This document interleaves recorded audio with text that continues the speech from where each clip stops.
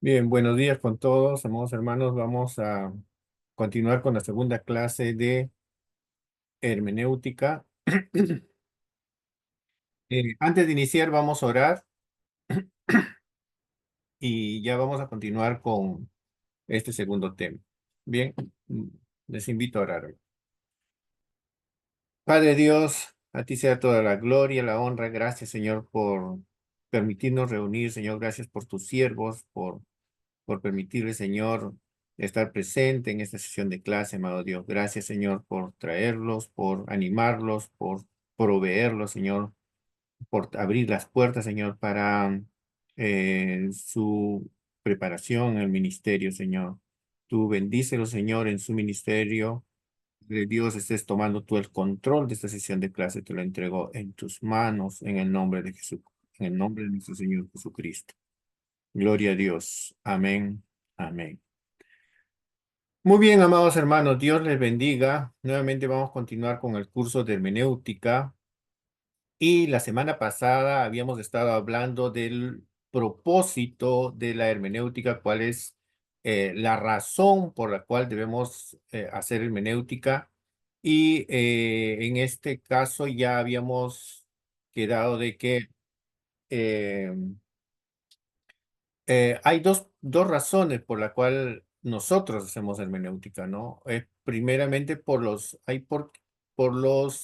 ah, eh, por el contexto, ¿no? Por el problema temporal, por el contexto, porque nosotros, de hecho, estamos a 2000 años, por lo menos, después de la última edición del manuscrito que han dejado los arqueógrafos. Nosotros estamos casi 2000 años. Juan fue quien terminó en el año 100 después de Cristo. Nosotros estamos en el año 2000. Entonces, la cultura, la historia, el tiempo, el contexto social, el contexto histórico, contexto cultural, contexto idiomático, en esa época eran totalmente diferentes a las nuestras, ¿no?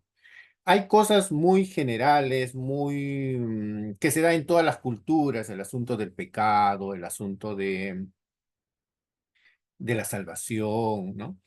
Pero, sin embargo, hay otros elementos que a veces es necesario conocer para poder interpretar lo que se dijo hace 2000 años atrás, ¿no?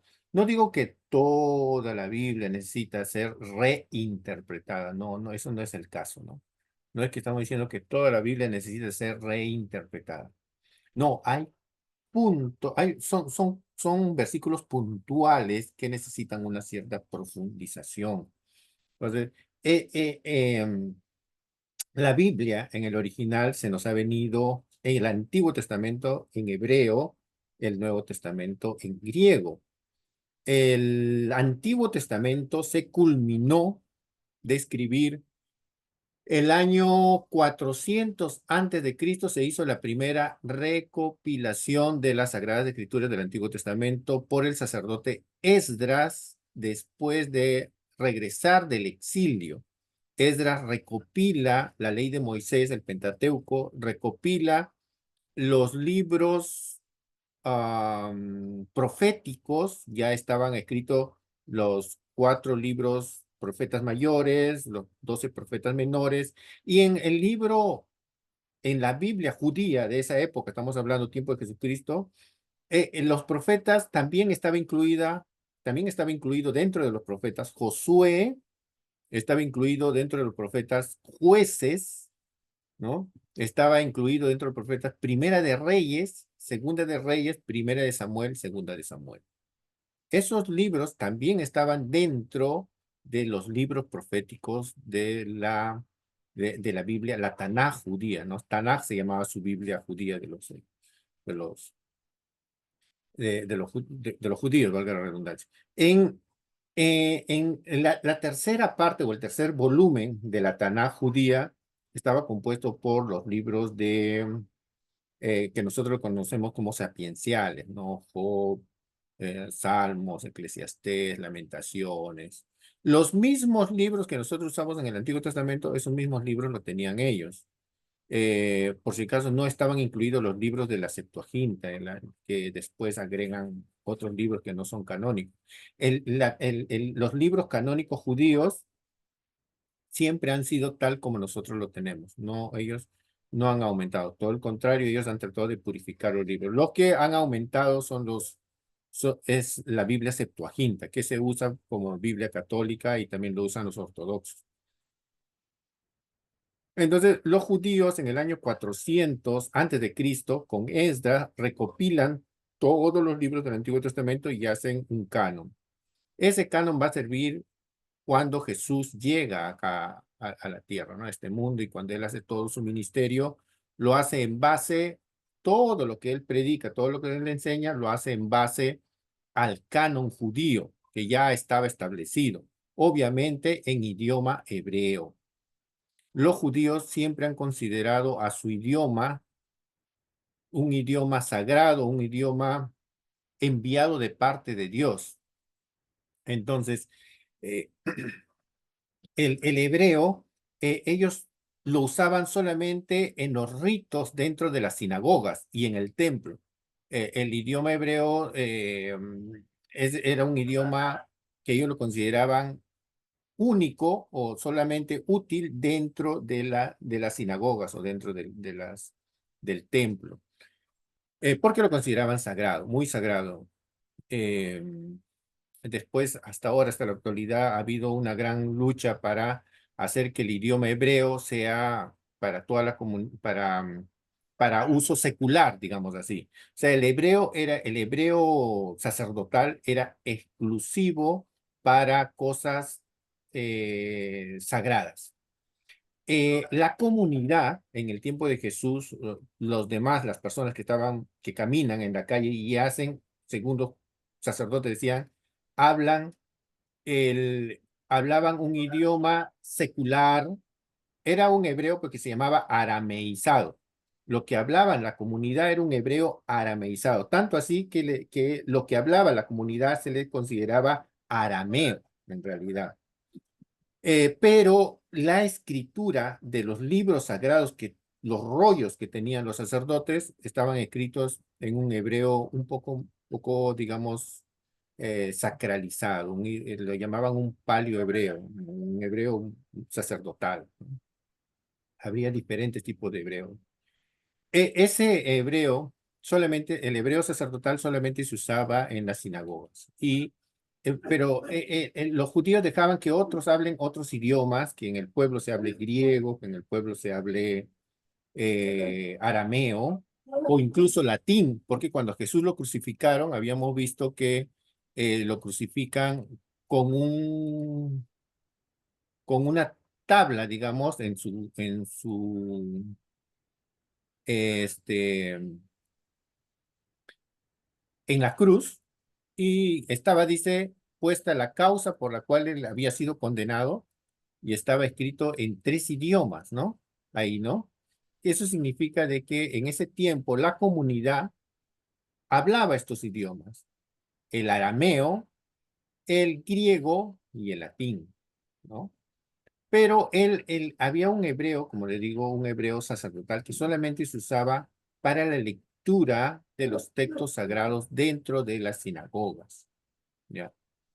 Eh, ese hebreo sacerdotal es lo que los judíos, se cuenta la historia que los judíos, cuando fueron invadidos por el Imperio Romano para la destrucción de Jerusalén, los judíos cogen esos rollos dentro del templo y lo envuelven como si fuera un cadáver, ¿no? Como si fuera alguien que lo van a enterrar, y lo sacan de la ciudad antes de que sea quemada. Lo sacan, es una leyenda judía, ¿no?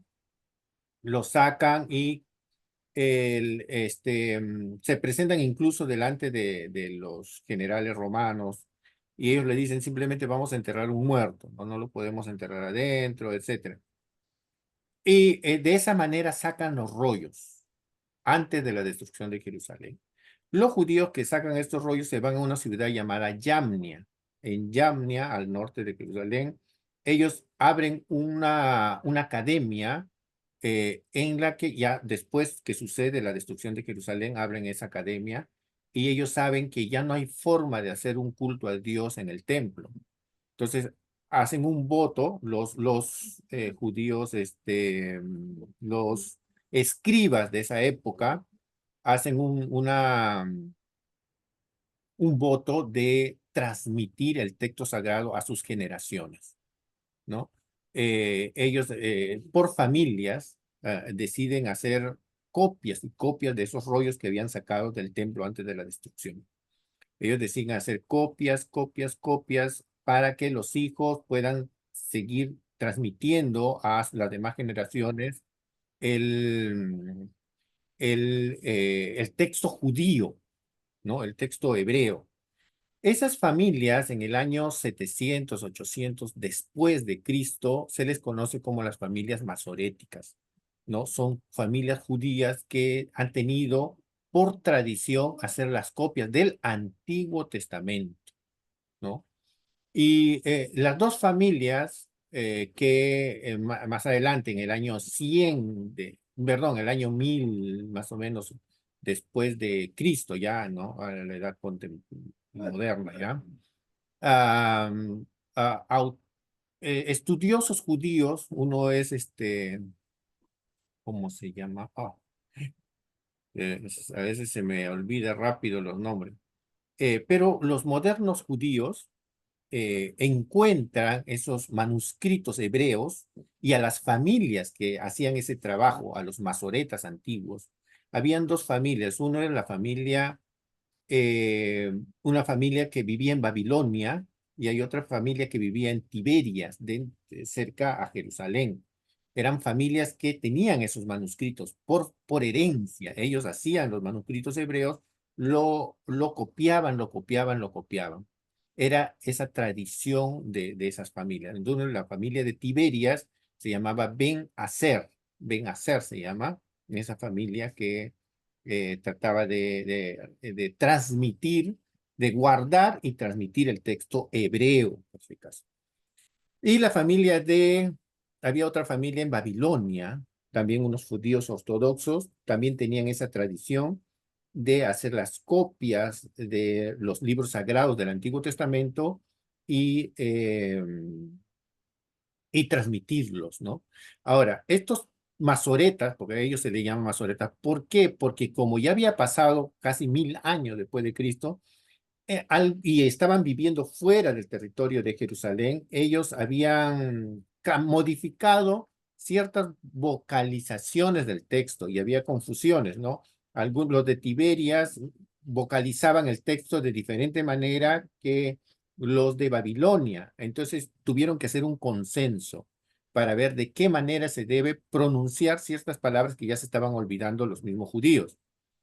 Hacen un consenso y inventan lo que se llaman los nikudot. Nikudot son las vocales, son signos que se escriben debajo de las letras hebreas eh, como vocales. ¿Por qué? Porque el texto hebreo es consonantal. Todas las letras hebreas son consonantes, no tienen vocales. Tienen ciertas consonantes que se van que se van a tener doble trabajo, como consonante y como vocal, ¿ya? Como la ba, como la yo. Entonces, este es el hebreo, por ejemplo, esto acá hay un texto hebreo. Pero en este texto hebreo son todo consonantes.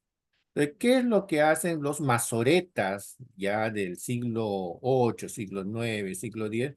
Le empiezan a poner vocales. ¿Y qué son las vocales, los nikudot, que empiezan a poner? Pueden ponerlos, son puntitos. Uno, dos, tres, es una E. Dos puntos, también es una E. Las líneas horizontales pequeñitas son A. También hay como una T. Entonces, esos signos que se ponen debajo de los consonantes hebreas van a ayudar a que no se olviden la pronunciación del texto hebreo, porque el texto hebreo todos son consonantes, todos son consonantes.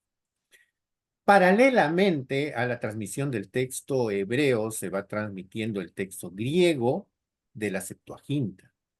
Entonces, paralelamente al texto hebreo, se va transmitiendo la Biblia en griego, ¿no? Los padres de la iglesia, incluso los apóstoles, usan el texto griego del Antiguo y del Nuevo Testamento, paralelamente, ¿no? Ya ustedes saben que más adelante ese texto griego con que se nos fue entregado la Biblia del Nuevo Testamento y también incluso del Antiguo Testamento, también en griego, con la Septuaginta, los em, esos textos en griego ya son a ver, cambiados a latín, ¿no? Entonces se crea lo que es la Biblia Vetus Latina, ¿no? Y esa Biblia es como, digamos, la reglamentaria que se usaba ya en la Edad Media, ¿no? En latín, por eso incluso hasta los sacerdotes hablan en latín. Pero la Biblia original no nos fue dada en latín, fue dada en griego. Ya más adelante, ya con la Reforma, y se empieza a hacer búsqueda de los textos sagrados en sus idiomas originales. Uno de estos pioneros en la búsqueda de los idiomas originales es Erasmo de Rotterdam. ¿Ya? Erasmo de Rotterdam busca los textos mayoritarios, o sea, manuscritos en griego que todavía existía en los reinados los reinados de los hermanos, perdón, del Imperio Carolingio, los reinos del Imperio Carolingio. El Imperio Carolingio estaba entre Francia y Germania, ¿no? Alemania. Entonces, esos textos, Erasmo de Rotterdam trata de recuperar, que estaba en el Imperio Carolingio y del Imperio Bizantino, ¿no? Y Erasmo de Rotterdam hace por primera vez una Biblia en griego que se llama la Biblia, el texto Receptus, ¿no? Una Biblia en griego que hasta la actualidad, que ha sido base para todas las Biblias para el protestantismo. De ahí se ha hecho la Biblia del Oso, la Biblia, sobre todo la Biblia del Oso, y de la Biblia del Oso se ha trasladado al español y nosotros tenemos la Reina Valera en español. Aparte de eso, eh, em, a ver, ha habido ya en el año 1800, 1900, ya, no, perdón, 1800, 1700, 1800, se hacen nuevos descubrimientos de manuscritos de Biblias antiguas. Se encuentra la Biblia del Vaticano, que más o menos data del siglo V después de Cristo, es una Biblia completa en griego, Antiguo y Nuevo Testamento, un manuscrito que lo tenían precisamente en el Vaticano, y el Vaticano lo puso a la luz.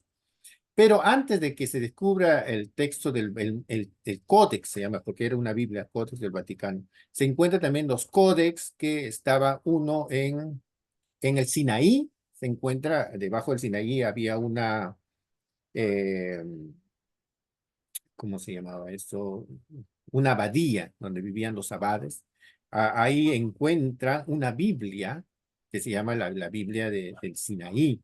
Igual un manuscrito así de grueso, un códex, con todas las Biblias, con todos los libros del Antiguo y el Nuevo Testamento, pero en griego. Y también se encuentra otro en Egipto. En Egipto se encuentra también una Biblia completa, manuscrito antiguo, también datado del siglo IV después de Cristo, más o menos, juntamente con el Sinaí, también es más o menos del siglo IV, un siglo antes después del Vaticano. Entonces son Biblias así en griego. Esas tres Biblias lo juntan y las sociedades bíblicas sacan una nueva Biblia en griego del Nuevo Testamento y que se llama, y una Septuaginta, pues las sociedades bíblicas saca una Biblia que se llama Septuaginta del Antiguo Testamento en griego, y también saca una Biblia del Nuevo Testamento en griego, que se llama la Biblia Nestle Adam. Ya, hoy lo conocemos como Nestle Adam, pero antes tuvo todo un proceso que no debemos hablarlo en este momento. Entonces, existen dos Biblias griegas en la actualidad con la que nosotros podemos trabajar con los idiomas, con los originales, digamos, de la Biblia. Uno es el Textus Receptus, hecho por Erasmo de Rotterdam con los manuscritos del Imperio Carolingio y el Imperio Bizantino, y la nueva Biblia griega también, creada por las sociedades bíblicas en base a los nuevos descubrimientos en Sinaí, en Egipto y en el Vaticano. Y es la Biblia Nestle Adam, que hoy está en la versión 27, si no me equivoco. Entonces, de esa manera se nos ha llegado la Biblia y se nos ha traducido la Biblia al español. Entonces, hay varias versiones en español. Versión, la Biblia de Jerusalén, ¿no? La Biblia, ese, la, la Reina Valera, está la Biblia de, popular, etcétera, etcétera, etcétera, ¿no? Entonces, están muy bien las traducciones. Se ha considerado la Reina Valera como una de las mejores traducciones y las más cercanas al original. Sin embargo, hay versículos que merecen ser trabajados a profundidad también. Entonces, por eso es la razón por la cual se enseña la hermenéutica. La hermenéutica es, normalmente la hermenéutica que nosotros enseñamos es la hermenéutica en español. Sin embargo, hay trabajos que trabajan, valga la redundancia, en los idiomas originales. Hay maestros que trabajan para las traducciones del griego a los idiomas conocidos. Estos personajes que hacen esas traducciones, lo más fiel posible a los originales, se llaman exégetas. Uno de los exégetas, digamos así, que, que se ha conocido, que ha llegado a nuestros tiempos, que ha hecho trabajos profundos en el análisis de los idiomas originales. Uno ha sido Bullman, ¿no? Yo sé que tiene cierta idea liberal, pero sus trabajos que ha hecho es un trabajo en los originales.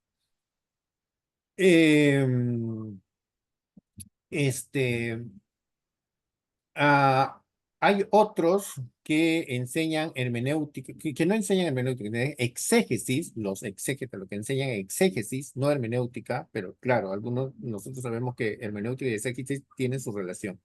Los que enseñan, Pa- Pastor, perdón que lo corte. ¿verdad? Sobre hay una Biblia llamada Pullman. ¿De eso se está hablando o del personaje? Porque hay una Biblia ahorita llamada Pullman. No, no, es Bullman con B, es el que escribió, hizo un estudio sobre los cuatro evangelios en el idioma original, en griego. Es un trabajo que sí está en internet. Yo le he bajado de internet. Es un trabajo que hace, eso lo ha hecho en el año 1930. No, es uno de los exégetas antiguos. En el año 1930 es un trabajo Teología del Nuevo Testamento, análisis de los evangelios sinópticos. Lo hace un análisis en griego. Es todo un trabajo hermenéutico tremendo. Lamentablemente que ese hombre es liberal, ¿no? No cree, en ese tiempo había problemas con el liberalismo, no creían en los milagros, tenían otro tipo de pensamiento esos hombres. Ciertos grupos de teólogos liberales, ¿no? Entonces, pero el conocimiento del idioma griego de ese hombre era tremendo.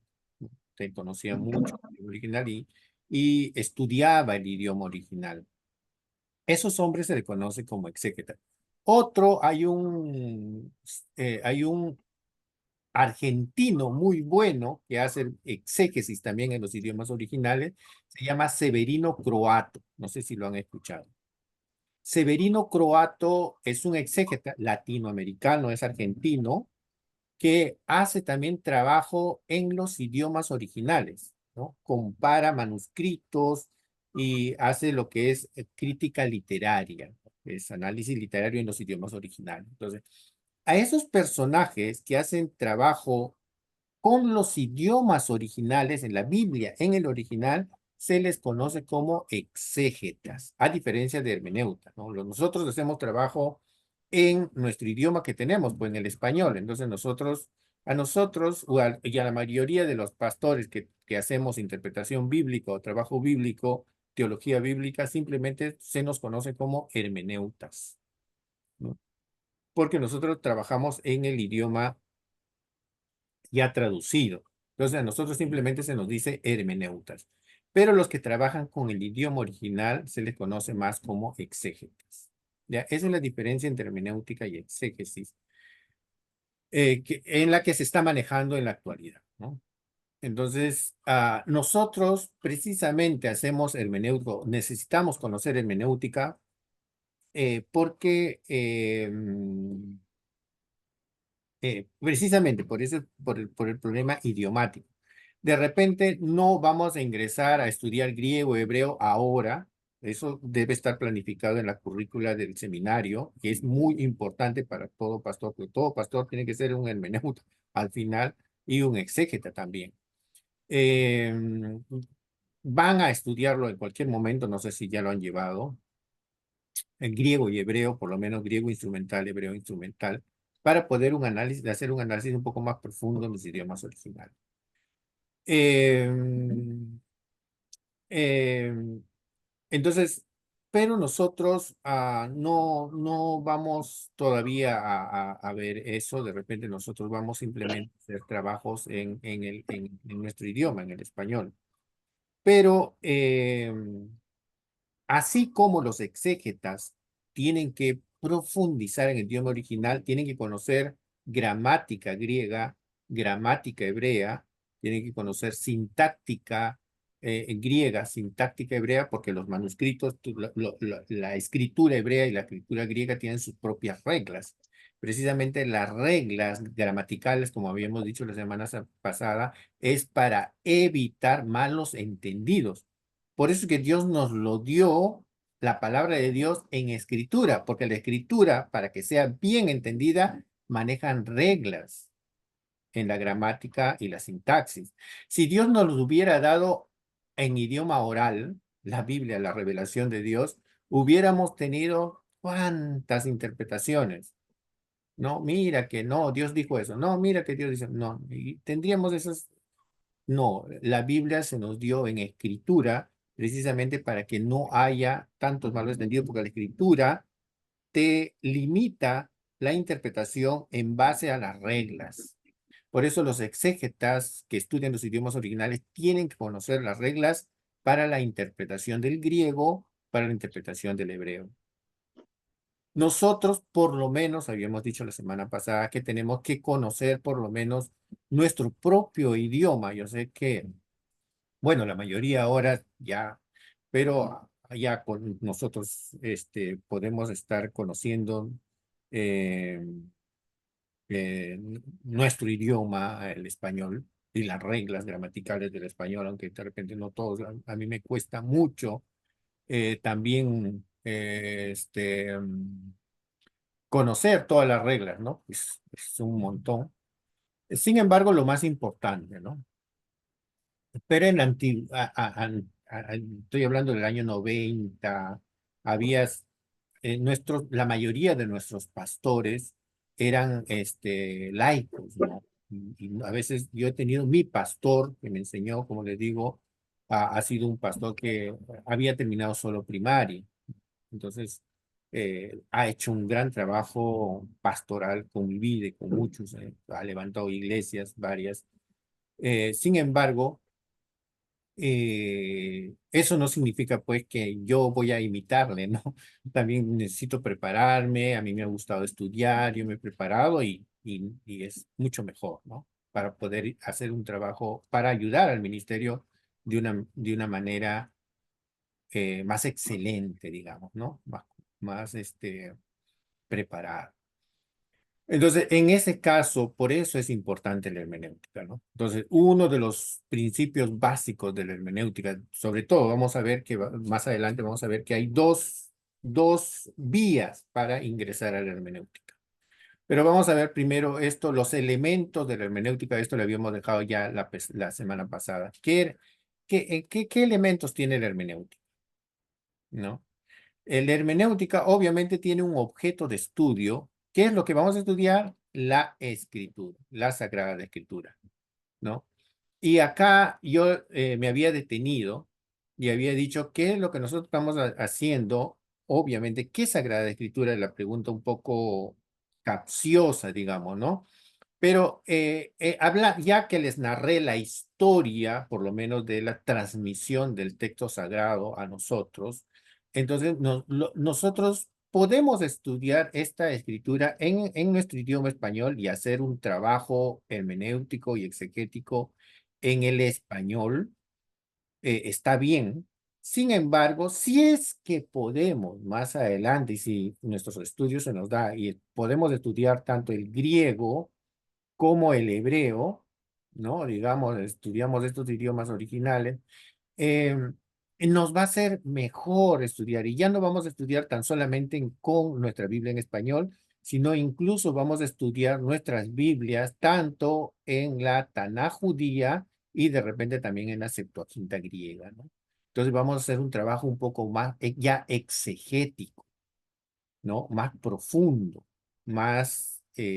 ahora, ¿toda la Biblia voy a hacer un trabajo exegético? No, no toda la Biblia, como estaba diciendo la semana pasada, y habíamos hecho ejemplo de la pluma, por ejemplo, ¿no? Es que hay textos que merecen hacer un trabajo exegético. Yo no voy a hacer una nueva traducción de toda la Biblia.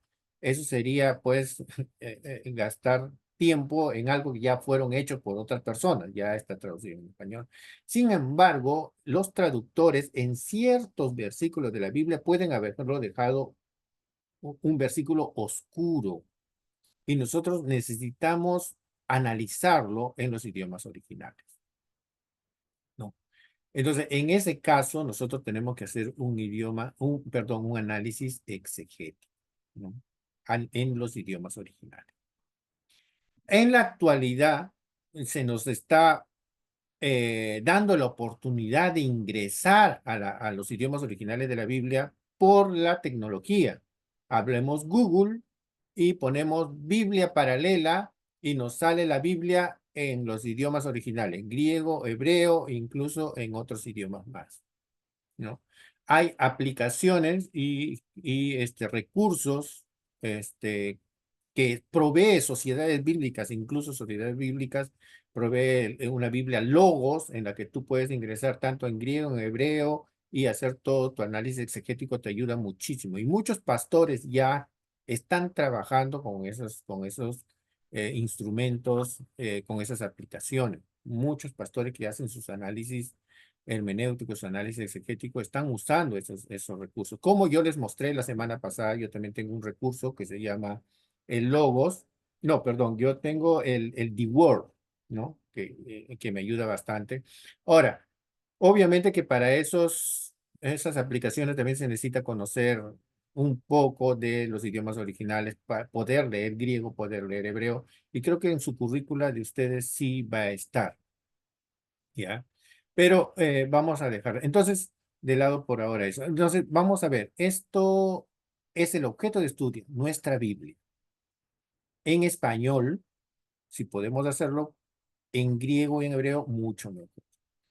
¿Quién es el que hace ese trabajo?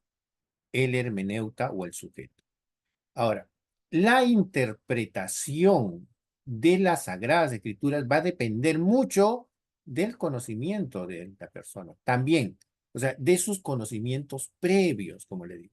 O sea, el Espíritu Santo nos va a revelar la palabra de Dios en español, lo importante para mi vida, ¿no? Obviamente que el sujeto tiene que ser una persona que tiene el Espíritu de Dios. Eso hay que darlo por sentado, hay que darlo por obvio, hay que darlo por supuesto. ya no vamos a estar discutiendo, no, pero si no es convertido, pero si es como, no, estamos en un contexto de seminaristas, de pastores, de ministros, entonces no vale la pena pues, estar preocupándonos si el hermano es convertido, no es convertido, no, ya sabemos que tiene el Espíritu Santo. Entonces, el Espíritu Santo le va a ayudar, pero en base a su conocimiento, en base a conocimiento. Como habíamos visto, segunda de Pedro 3:16, el cristiano está limitado a su preparación, ¿no? Según de Pedro 3:16 habíamos leído que los indoctos e inconstantes tuercen las Sagradas Escrituras. Y, a ver, otro pasaje en Gálatas, cuando se hace la lista de las obras de la carne, en Gálatas hay una obra de la carne que se llama herejías. Ahí está, ¿han visto? En Gálatas dice, ¿no? Desechemos las obras de la carne. Fornicación, adulterio, celos, envidia, iras, maledicencias, herejías. Entonces, los hermanos carnales también hacen mala interpretación de la Sagrada Escritura. Por eso dice que los siervos de Dios no tienen que ser neófitos. Ese es como un requisito tanto en Timoteo como Tito, que los siervos de Dios no puede ser un neófito, tiene que ser una persona preparada, ¿no? Los indoctos e inconstantes tuercen la Sagrada Escritura. Algunos dicen, pero Juan y Pedro eran pescadores, no eran. No, no. A ellos los preparó el Señor Jesucristo.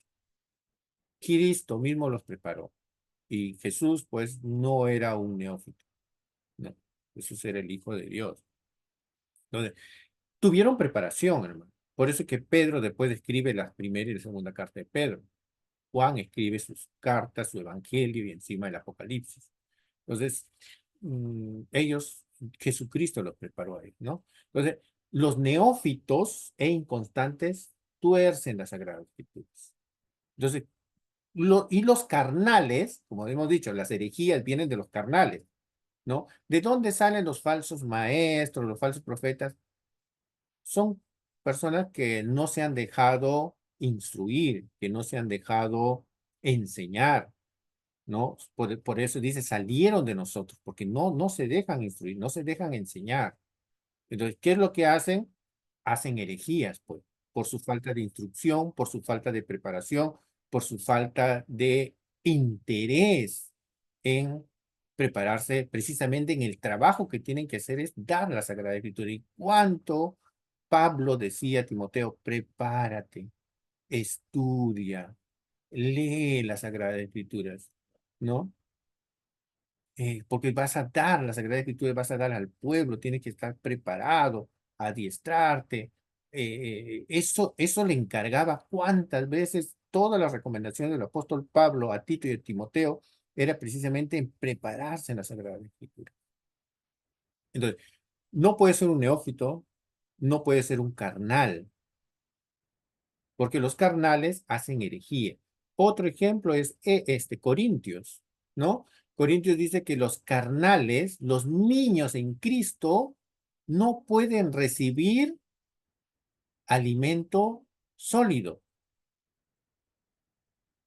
Entonces, ¿qué hay que enseñar a los niños en Cristo que son carnales? ¿Qué hay que enseñarle? Leche, discipulado uno, el amor de Dios, el perdón de Dios, como a los niños en escuela dominical, ¿no? Pero nosotros ya no estamos, obviamente, para estar recibiendo leche como los carnales o los niños en Cristo en Corinto. Nosotros ya somos maduros, somos siervos de Dios, estamos en un seminario, estamos en el ministerio. Nosotros tenemos que recibir ya alimento sólido, ¿no? ¿Quiénes reciben alimento sólido? Los siervos de Dios ya preparados, ¿no? Maduros en Cristo. Entonces, ¿cuán importante es la preparación del sujeto? Esto en el lado intelectual, pero ¿qué hay en el lado espiritual, obviamente que tiene que ser nacido de nuevo.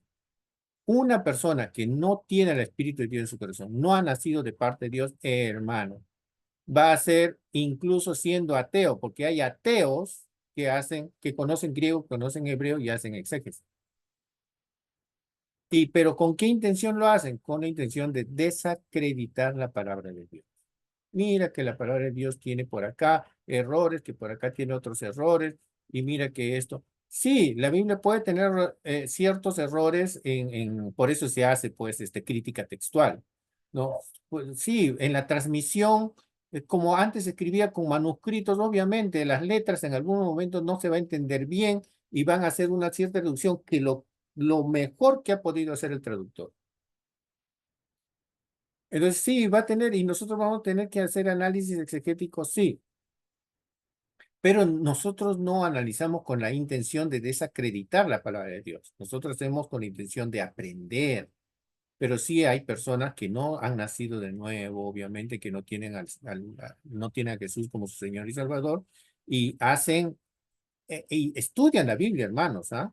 Los católicos estudian la Biblia, no son nacidos de nuevo, pero estudian la Biblia, pues, para desacreditar, los ateos para desacreditar y los católicos para mantener un dogma católico que incluso va fuera de la lógica, ¿no? Ese es otro problema. A ver, por ejemplo, la Inmaculada Concepción de María es un dogma católico, dogma. Entonces, un católico que se compromete con la Iglesia Católica, aquel que ha sido adoctrinado por la Iglesia y que está recibiendo un sueldo por la Iglesia Católica y está dando su vocación al trabajo católico, le pagan por su trabajo, no va a querer romper esa doctrina, porque si lo rompe, hermanos, ¿qué pasa? ¿Qué le hacen a un católico que diga, no, María sí concibió, dio a luz a su hijo como todo niño natural? ¿Qué pasa si un sacerdote dice eso? Lo votan, lo excomulgan.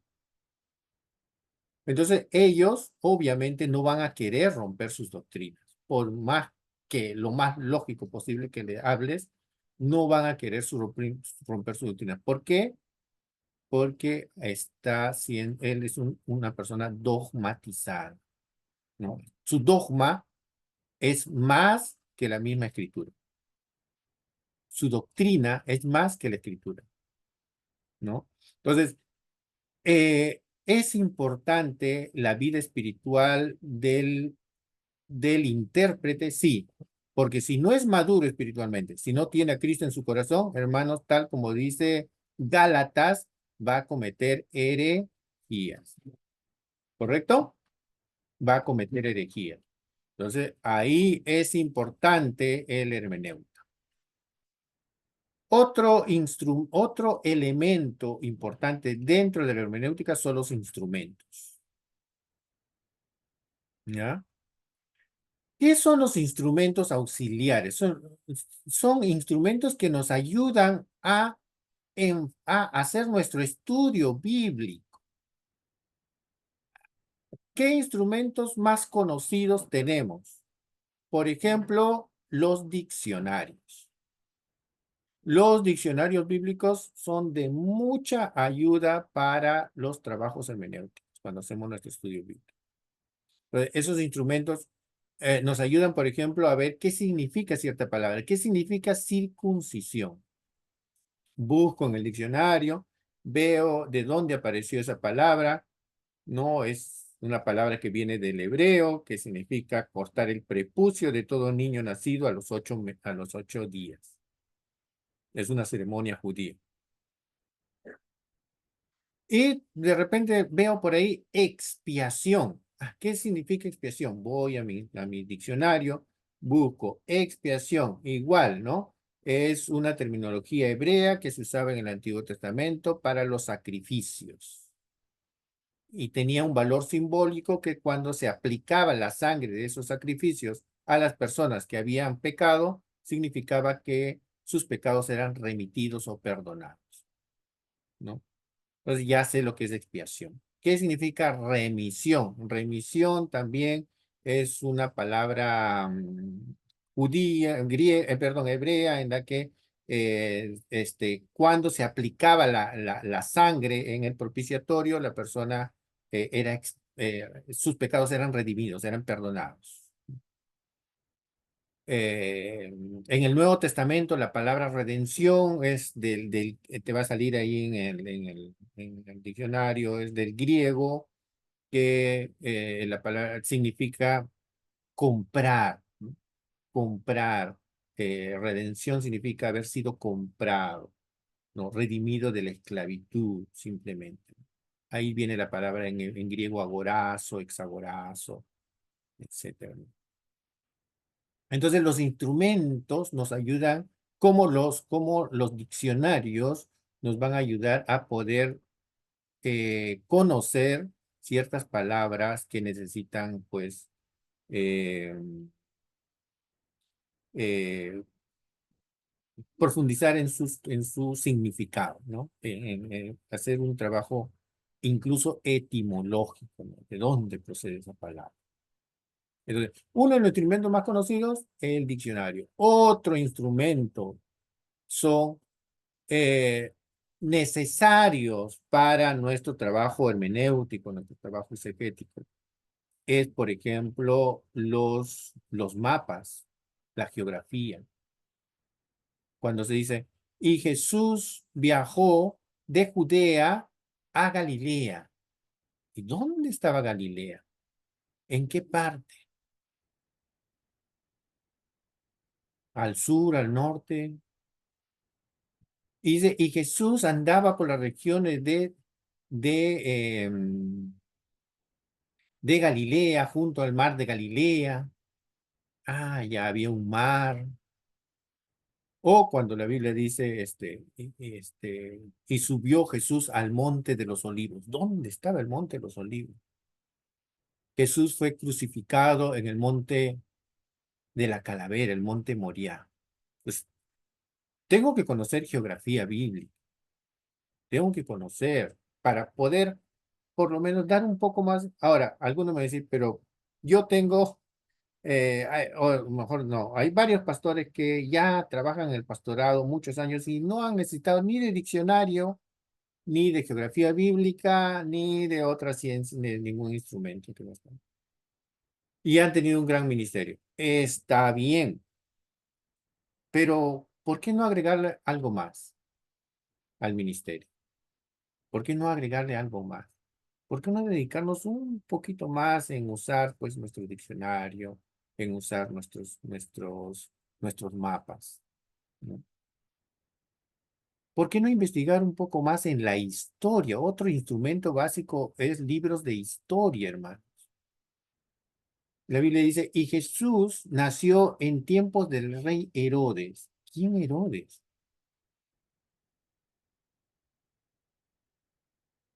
Jesús, su ministerio a los tantos años que en el reinado, a ver, digamos, en el año tal del reinado de Tiberio César, se predicó en tal lugar o salió el ministerio de Jesús. Tiberio César. ¿Quién fue Tiberio César?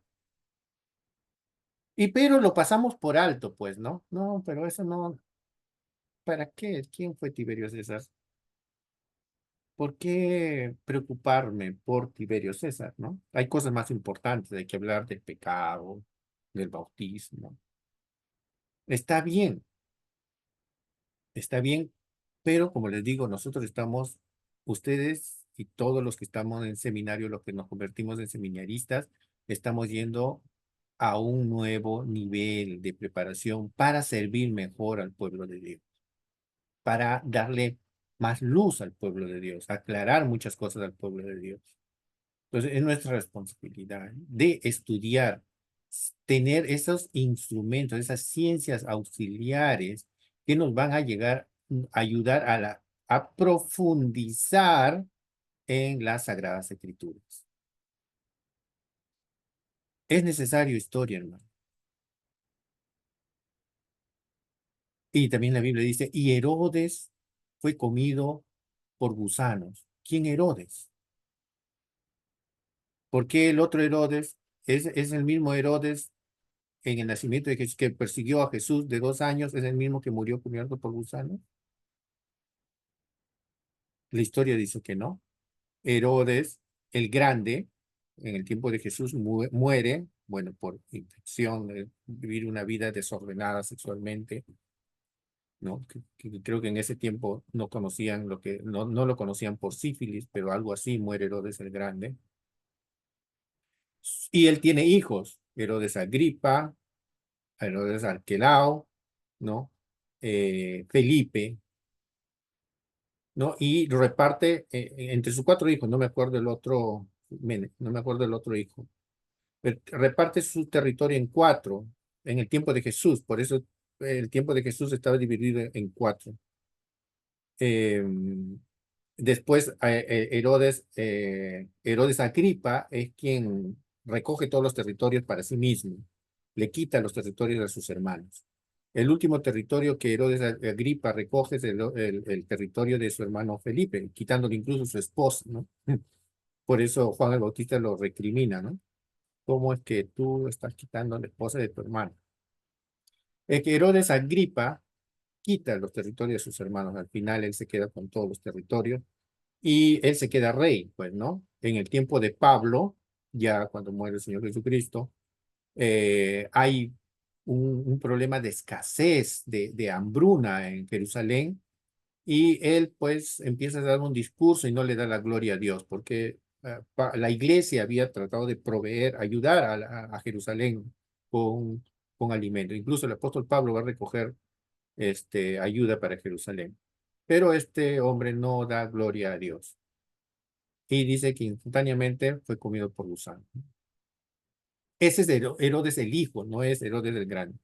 Ese es Herodes. Entonces, ¿es necesario conocer? Sí. ¿Quién fue Félix en el libro de Hechos? Dice, habla de Félix, que Félix dejó el cargo y fue sustituido por, ¿cómo se llama este hombre? Oh, se me olvidó. En el libro de Hechos habla de que hay un cambio. Félix es el que apresa al apóstol Pablo en Jerusalén. Lo tiene por lo menos 2 años en Jerusalén. Le pone preso al apóstol Pablo porque él se quiso congraciar con los judíos que que lo enjuiciaban al apóstol Pablo, ¿no? Y después de Félix entra otro gobernador que también a Pablo lo enjuicia y él es el que lo manda a Roma. Hay otros pasajes que son importantes. Por ejemplo, el apóstol Pablo dice cuando lo apresaron antes de eso, ¿no? Mucho antes, cuando inicia su ministerio, el apóstol Pablo es apresado ¿cómo se llama este lugar? Ah, en una bajada a Jericó. Ah, no me acuerdo. Pero dice que él estuvo preso y lo bajan con una canasta, dice, ¿no? Era en tiempos del rey Aretas, dice ahí. ¿Quién era Aretas? Entonces yo veo en la Sagrada Escritura se habla del rey Aretas, que es quien lo condenó al apóstol Pablo a ese lugar y después de descolgado con una canasta. ¿Quién fue el rey Aretas? Yo tengo que usar libros de historia para ver quién fue el rey Aretas. El rey Aretas fue un gobernador, ¿no? De la zona de Petra, ¿no? De la zona de Nabateo, que se le dio a ciertos lugares para él gobernar. Incluso una de sus hijas estaba casada con un Herodes, ¿no? Una de sus hijas de este rey Areta estaba casada con uno de los Herodes, precisamente Herodes Agripa, y Herodes Agripa le, le traiciona con la hermana de Felipe. Entonces Aretas se molesta con Herodes y rompen relaciones, incluso por haber traicionado a su hija, ¿no? Eso también está en la historia. Entonces ahí conocemos quién fue el rey Aretas. Eso ayuda, por lo menos, ¿no? Para poder, cuando encontramos por eso le digo, la hermenéutica no se aplica a toda la escritura, ¿no? Pero va a haber esos versículos que merecen, versículos oscuros, ¿no? Que merecen un trabajo hermenéutico. Y eso que estamos viendo es solo historia, hermano. ¿Qué hay de la gramática? Eh, Será necesario el libro, por eso es necesario conocer la gramática. Entonces también es un instrumento muy importante para nuestro trabajo hermenéutico. Conocer qué palabras están trabajando como verbos, qué palabras están trabajando como sustantivos, qué palabras están en plurales, qué palabras están en singulares, qué palabras están en masculino, qué palabras están en femenino, qué oración se está usando con este verbo, por qué hay oraciones con verbos, eh, por ejemplo, en Juan 1:1, ¿no? En el principio era el verbo era con Dios y el verbo era Dios. Ese era, bueno, es un verbo pasado, pero es el verbo ser, estar, ¿no? Que construye oraciones copulativas. Oraciones también lo dicen atributivas, que tanto el sustantivo con el, con su predicado tienen una relación atributiva, ¿no? En el sentido de que la esencia de ambos es igual. Tanto la esencia del sustantivo con la esencia del predicado es lo mismo. La palabra era Dios. Yo puedo también intercambiarlo. Y Dios era la palabra. Eso me permite el verbo ser y estar, ¿no? Entonces, y ahí nosotros, los verbos, las oraciones atributivas, las oraciones copulativas, no tienen eh, este, palabras que sigan al verbo. Y como en las traducciones de los testigos de Jehová colocan, y la palabra era un Dios, agregan esa palabra un Dios que no debería tener las oraciones atributivas. Todos los testigos de Jehová ponen era un Dios, pero esa palabra ellos lo agregan, que no debería estar ahí en una traducción correcta. Entonces, es necesario conocer las reglas gramaticales también. Entonces, los instrumentos me van a ayudar a yo a profundizar en las sagradas escrituras. ¿Cuáles son esos instrumentos? Las ciencias auxiliares, diccionarios, enciclopedias, libros de historia, libros de geografía, aplicaciones, incluso hasta nuestro internet, ¿no? Ya en estos tiempos. Ya no solamente libros. Antes, pues, uno iba a la biblioteca a buscar un libro, investigar. Ahora, incluso hasta en las universidades, ya no se necesita estar yendo a bibliotecas. Todo está en el internet. Amén, hermanos. Hasta acá, hermanos. Algo que quisieran acotar, preguntar, comentar. Pastor, una consulta. ¿Habrá una manera de que nosotros podamos tener, bueno, nombre de los recursos, por ejemplo, diccionarios que usted nos recomiende, y también asimismo de cómo podemos encontrar? Sé que no hay, para mí no, con respecto a los mapas, libros de historia, que de repente nos puedan servir como para poder encontrar información, ¿no? O aplicaciones o páginas, donde podemos encontrar esos recursos, ¿no? Ah, bueno, en realidad eso es muy amplio, ¿no? Cada profesor, a ver, digamos, cada profesor del seminario le tiene que dar recursos de sus áreas. Por ejemplo, el profesor de historia de iglesia tiene que proveerle los recursos para conocer la historia de la iglesia 1, historia de la iglesia 2, le tiene que dar los recursos.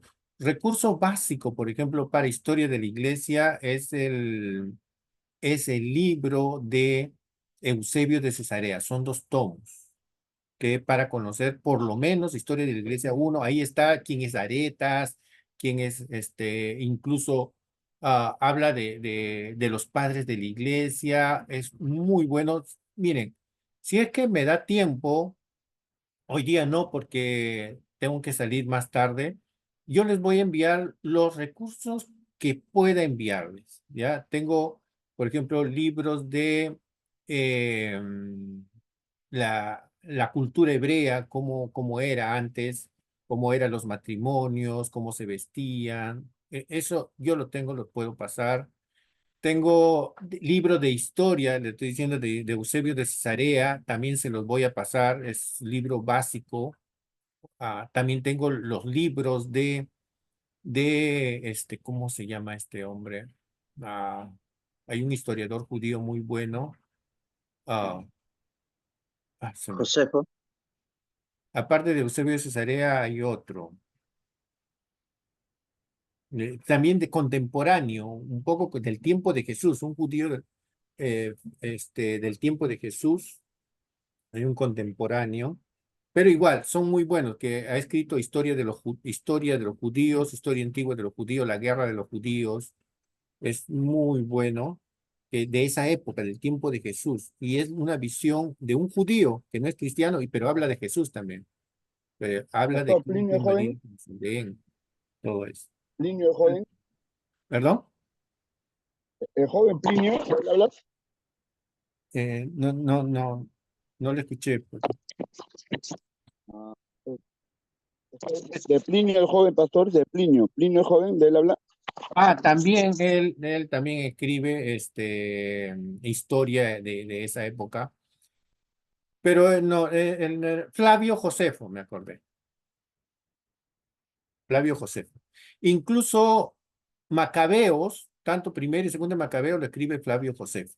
Entonces, eso es fundamental como recurso de historia para todos nosotros, incluso para los pastores, ¿no? Que necesitan conocer, si quieren conocer historia del tiempo de Jesús.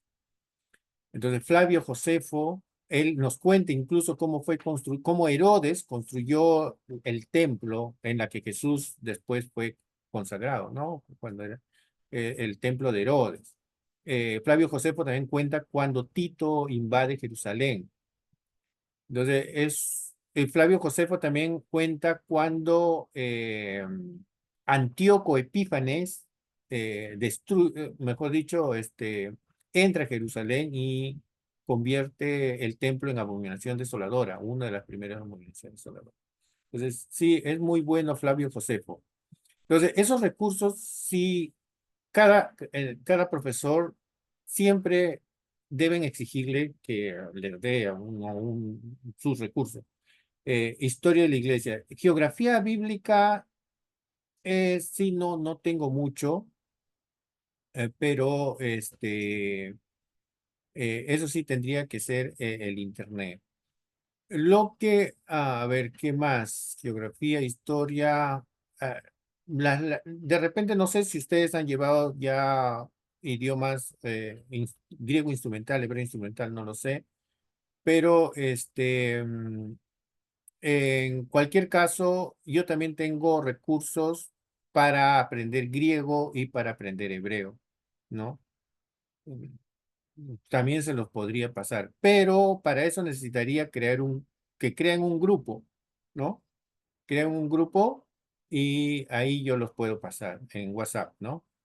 A ver, voy a escribirlo en el chat de repente, mi número, si alguien lo apunta y luego puedan crear un grupo para el curso, ¿no? Ah,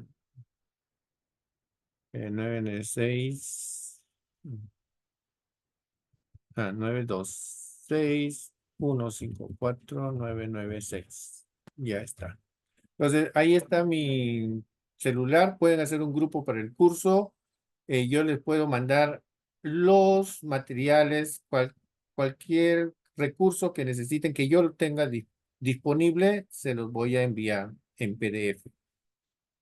No, hay algunos alumnos que me piden así y se los comparto, ¿no? Tengo biblioteca virtual que cualquier recurso que necesiten, de repente se los puedo pasar. Lo que no, pues ya les diré, no, no tengo eso, pero sí tengo una biblioteca virtual que puede ayudar mucho en el seminario. Entonces, esos instrumentos son muy importantes, son muy importantes. Hasta ahí, entonces, los elementos de hermenéutica. Y vamos a entrar ahora a lo que es la metodología. Hay dos tipos de metodología que ya vimos. De repente acá dice metodología inductiva y deductiva, ¿no? La metodología es también muy importante para hacer nuestro trabajo hermenéutico. Inductiva y deductiva. Eso tenemos que entender.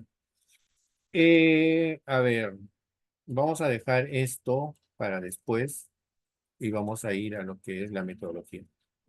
Sino de que en realidad este curso es incluso para 10 sesiones, pero estamos haciendo algo intensivo. Así que esto no es necesario porque ya sabemos de que esto habla de los sujetos. ¿Quiénes hacen hermenéutica? Por ejemplo, los del siglo XVIII, XIX, había algunos eruditos, entre comillas, ¿no? Del siglo XVIII, XIX, que hacían exégesis, o sea, conocían los idiomas originales y hicieron alta crítica, ¿no? Ellos interpretaban la Biblia de manera cientificista, ¿no? No creían en lo sobrenatural para nada, no creían en los milagros, porque se supone que los milagros es una idea de la gente antigua que no ha vivido en los tiempos modernos, entonces ellos explicaban las cosas de manera mitológica, con milagros, ¿no? Entonces ellos no creen en los milagros como si fuera algo literal.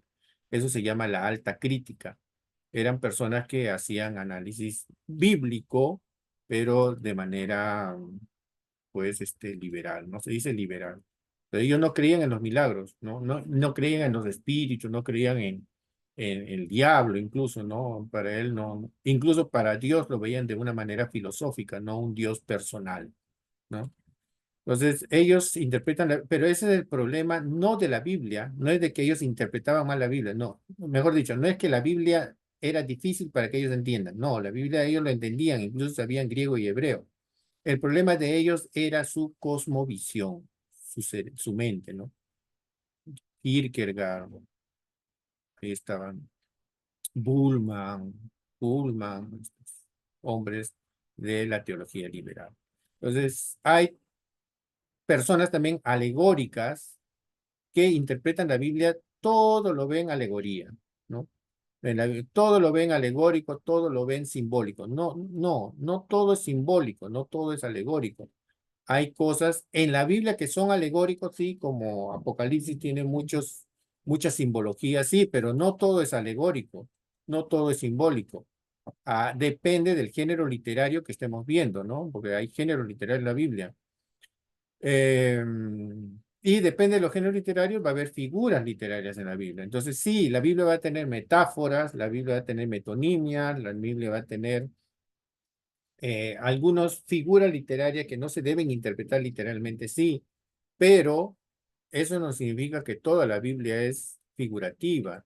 Eso no significa que todo, sino de que algunos piensan que como la Biblia es espiritual, piensan que toda la Biblia se debe interpretar de manera espiritual, pero no es así.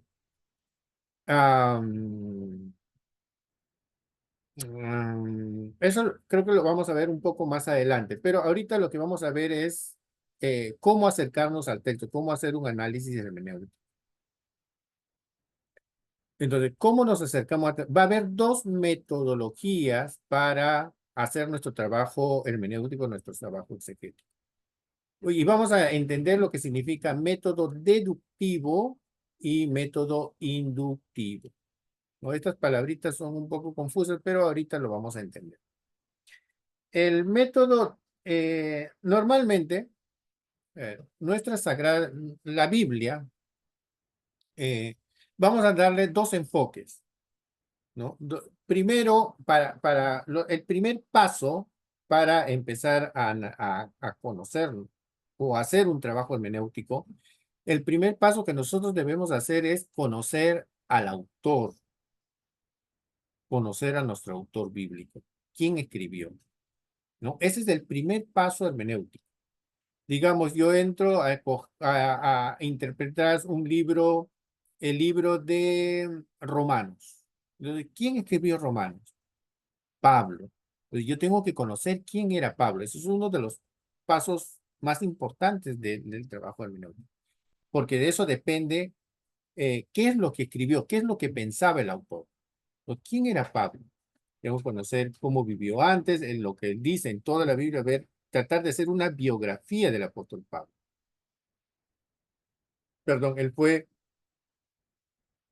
fariseo de fariseos, hebreo de la familia de Benjamín, no me equivoco, judío, que con una experiencia espiritual en la que ve al Señor Jesucristo resucitado, él se transforma de perseguidor de la iglesia en un siervo de Dios, ¿no? Conocedor, Pablo era conocedor, preparado por el romanismo, era por nacimiento romano y por raza judía. Por nacimiento porque nació en un lugar donde esa región estaba tomada por el Imperio Romano y Tarso. En realidad toda Grecia y toda Asia del norte estaba tomada por el Imperio Romano. Entonces todos los que nacían en ese lugar ya eran romanos de nacimiento. Pero por eso es que Pablo era romano de nacimiento. Judea no podía dar nacionalidad romana a nadie. En Judea todos los que nacían eran esclavos. Eh, eh, Solamente Pablo tenía esa nacionalidad, lo había ganado porque él había estado viviendo ahí, en Tarso. Y en ese lugar se le dio la nacionalidad romana.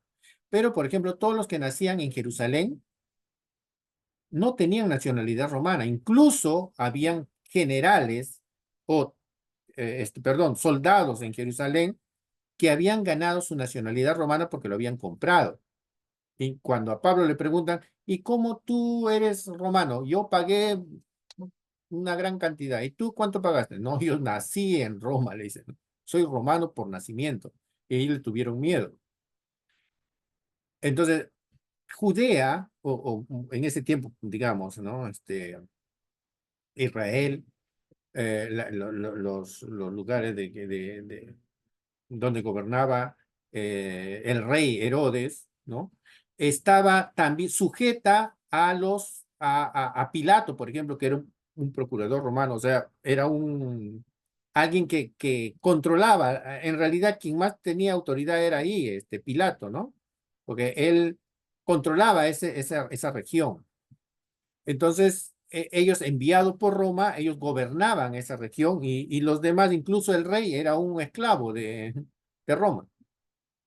Incluso el rey, todos los que nacían ahí eran esclavos, porque era una ciudad sitiada, ¿no? No tenían ciudadanía romana en Judea, ¿no? Entonces, yo tengo que conocer quién es el autor, quién era el apóstol Pablo. ¿Por qué tenía tanta? Entonces, como él era romano, pues había aprendido incluso la filosofía de Grecia, él conocía quiénes eran los epicúreos, quiénes eran los estoicos, epicurio, porque él habla, cuando va a Grecia, habla con los estoicos, con los epicúreos.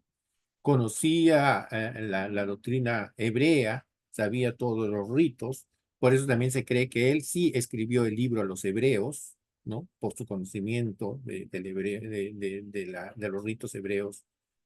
Entonces yo primero tengo que conocer el autor. Igual, ¿quién fue Juan?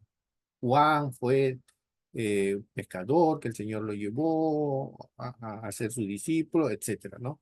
De la misma manera, yo tengo que conocer quién fue el apóstol Pedro. Uno de los pasos antes de hacer un trabajo, ya inmiscuirme en lo que escribe, tengo que conocer su trasfondo del autor. Luego, yo lo que tengo que hacer, otra cosa, antes de hacer un análisis textual, lo que yo tengo que hacer es conocer el libro, por lo menos saber qué temas tiene el libro. ¿Qué temas tiene el libro de Romanos? La primera parte me habla de la fe, de la salvación por fe. La segunda parte me habla del pueblo de Israel, que Dios no ha desechado a Israel.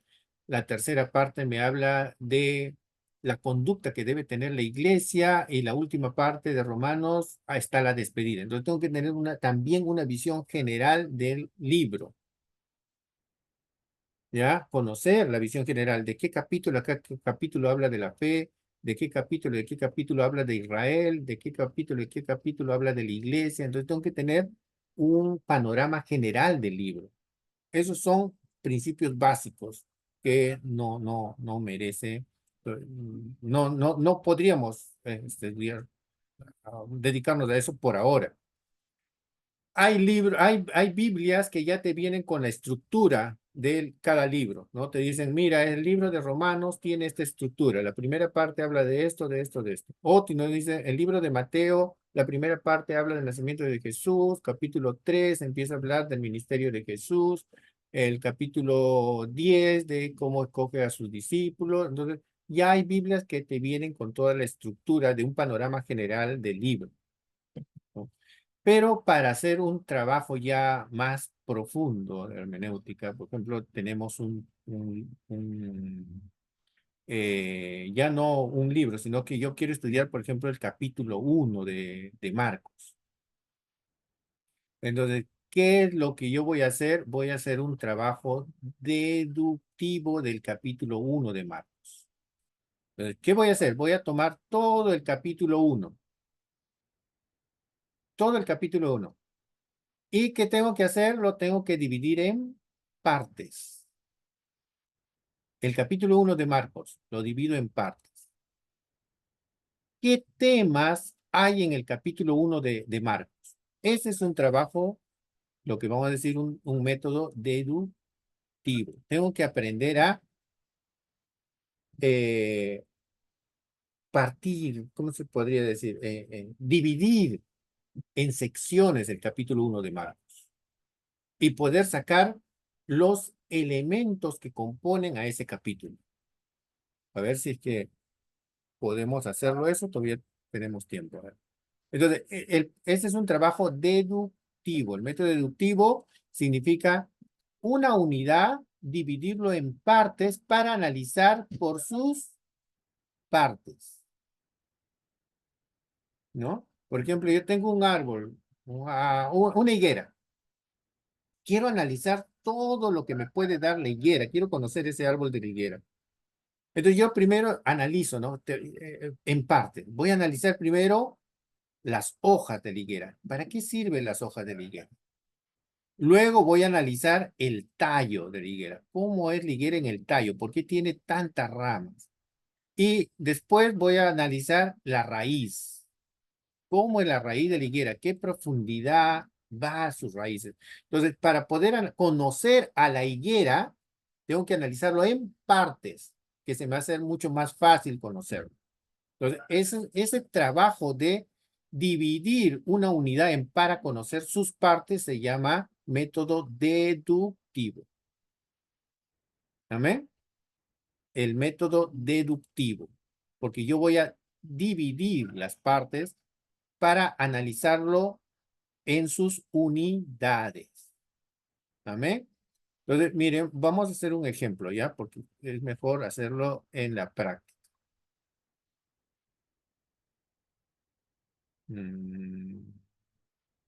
A ver. Ah,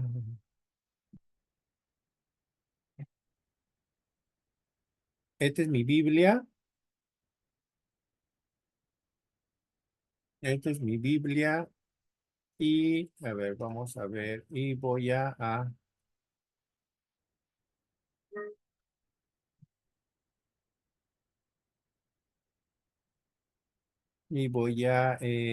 abrir un Word, ¿ya? Microsoft Word. Para poder hacer ese trabajo.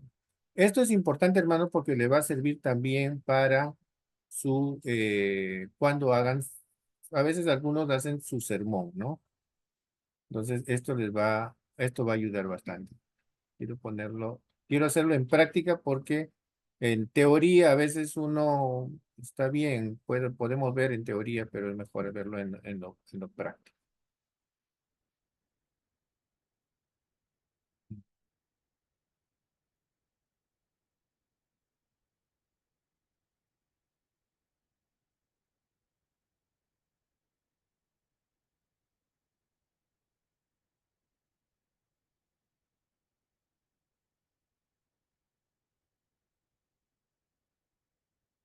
Vamos a ver el libro de Marcos. Marcos, capítulo 1.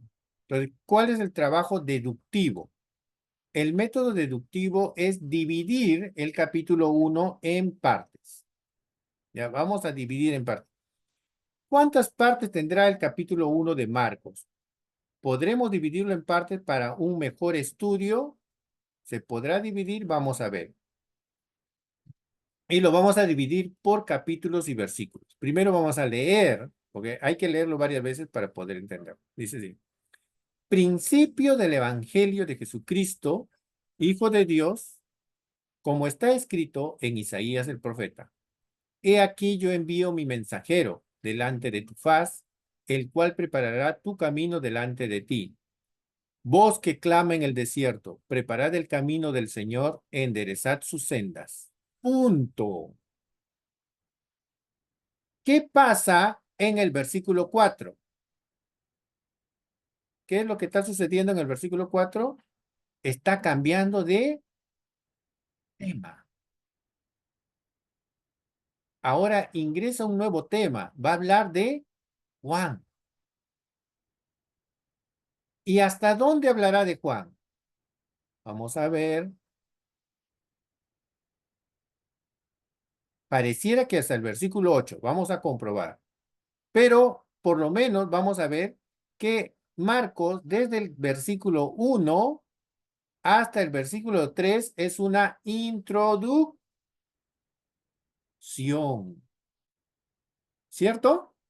Es una introducción del libro. Es una introducción de su libro. Entonces vamos a poner introducción de Marcos, ¿no? Vamos a poner cuál es la introducción del capítulo 1 de Marcos. La introducción es desde el capítulo 1, desde el versículo 1 hasta el versículo 3. 3. Entonces ya tenemos una parte del capítulo 1 de Marcos. Ya tenemos una parte.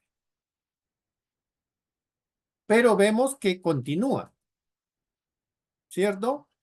Dice, cambia de tema. Mira, el versículo 4 cambia de tema. Ahora dice, bautizaba Juan en el desierto y predicaba el bautismo de arrepentimiento para perdón de pecados.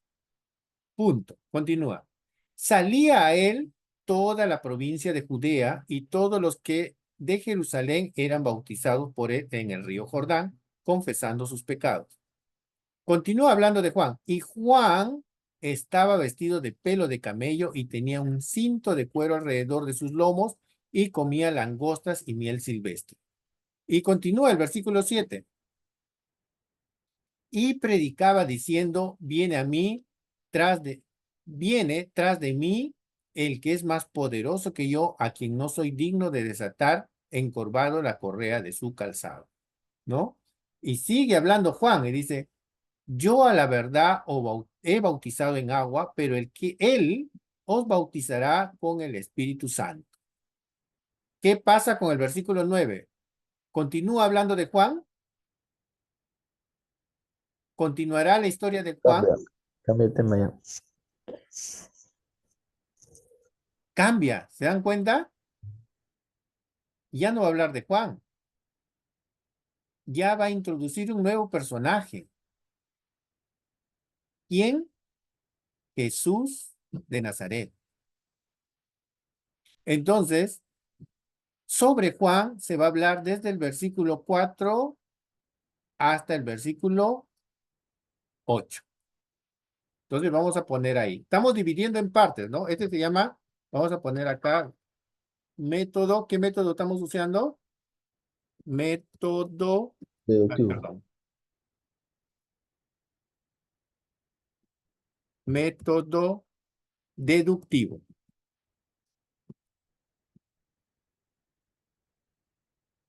¿Qué significa el método deductivo? Dividir en partes.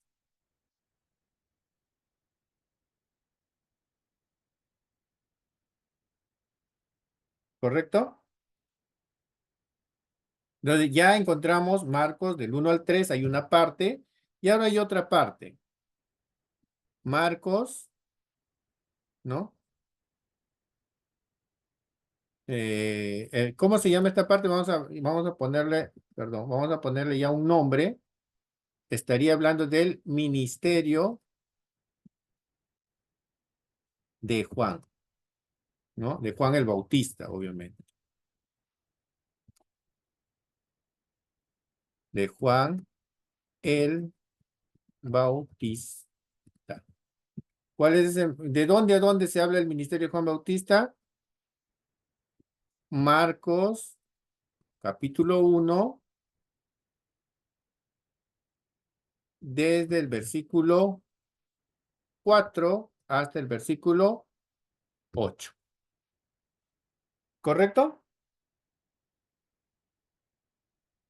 Ya estamos. ¿Qué tipo de método estoy usando? Método deductivo, porque estoy dividiendo en partes todo el capítulo, ¿no? Continuamos. ¿De qué me habla del versículo 9? Dice, cambia de tema, mira, que terminó en un punto y cambia de tema, dice. Aconteció que en aquellos días, ve, cambia de tema, ¿no? Ya terminó a hablar de Juan y ahora va a hablar de otro personaje, otra historia. Aconteció que en aquellos días que Jesús de Nazaret, de Galilea, vino de Galilea y fue bautizado por Juan en el Jordán. Y luego, cuando él, hablando de Jesús, subía del agua, vio abrirse los cielos y al Espíritu como paloma que descendía sobre él. Continúa la historia del bautismo de Jesús y vino una voz de los cielos que decía, tú eres mi hijo amado en quien tengo complacencia. Continúa la historia. Y luego el Espíritu le impulsó al desierto y estuvo ahí en el desierto 40 días y era tentado por Satanás y estaba con las fieras y los ángeles le servían. A esto yo lo puedo dividir en dos partes. Yo puedo dividir el bautismo de Jesús, que es del versículo 9 hasta el versículo 11, ¿no? Bautismo de Jesús desde Marcos, ¿no? 1 del 9 al 11. Y del 12 del 12 al del 12, ¿no? Claro, desde el 12 hasta el 13, esos dos versículos, ¿qué viene a ser? La tentación de Jesús. Obviamente que Marco no lo desarrolla tanto como lo hace, perdón, como lo hace Mateo, ¿no? Ni Lucas. Pero él solamente da dos versículos acerca de la tentación de Jesús. La tentación de Jesús es Marcos capítulo 1, del versículo 12 al versículo 13. ¿Correcto? Ahora, ¿continuamos? ¿O ahí ya me dejé entender? Amén. Entonces, ese método se llama método deductivo, porque yo estoy dividiendo el capítulo entero en partes para poder analizarlo o poder hacer un trabajo analítico con más detalle. Incluso yo puedo ir más todavía, ¿no? Pero por ahora hasta ahí nada más, porque de ahí puedo analizar, por ejemplo, ¿no?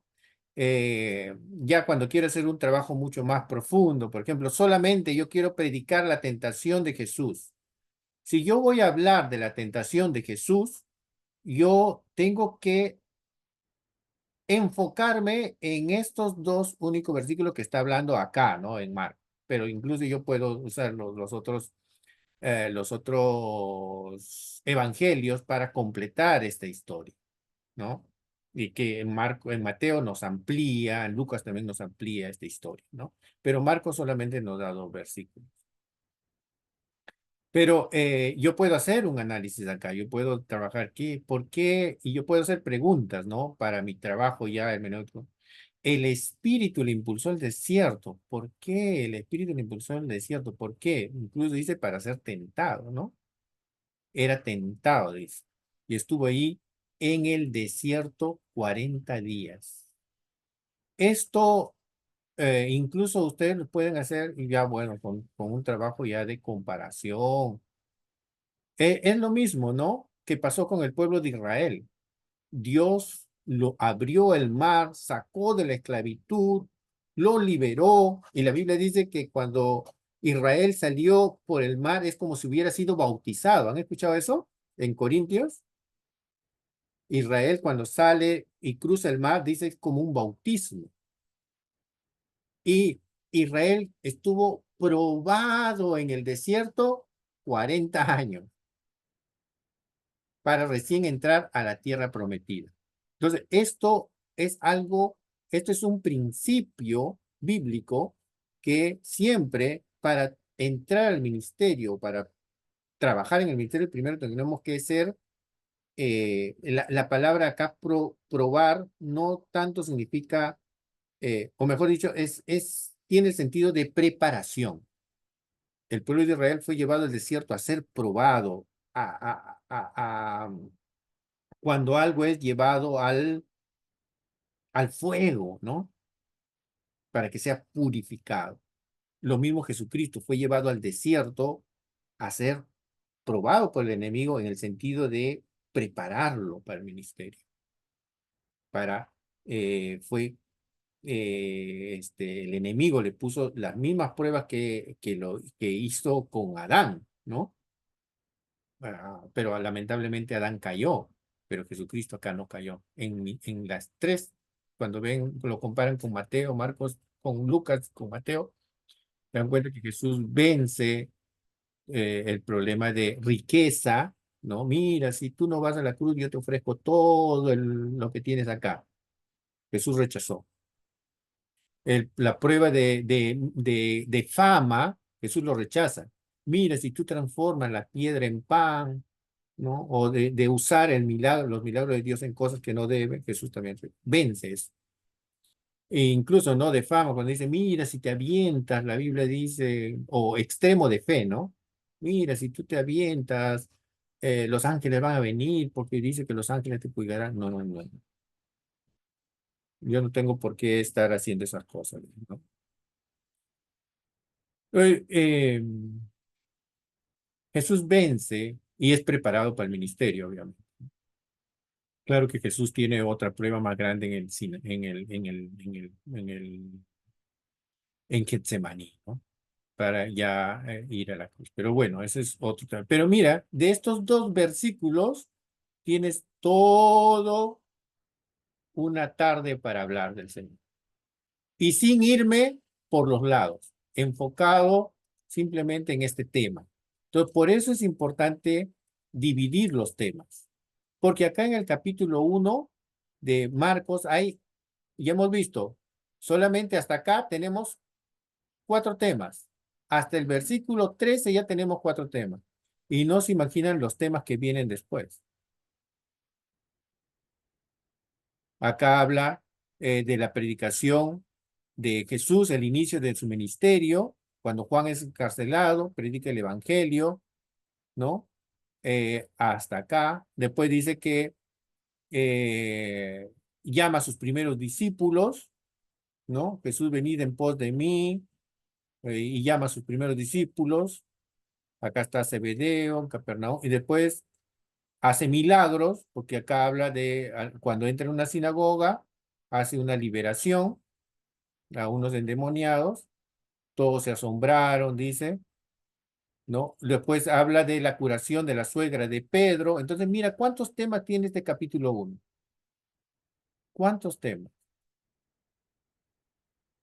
¿Mm? Varios temas. ¿Qué más? Mira, la curación de un leproso, quiero ser limpio, cuando le dice, Entonces, yo para poder analizar un texto deductivamente, porque estamos viendo esto, lo que es el método deductivo primero, yo tengo que dividirlo en partes. ¿Amén? Ese es el primer método que nosotros debemos conocer.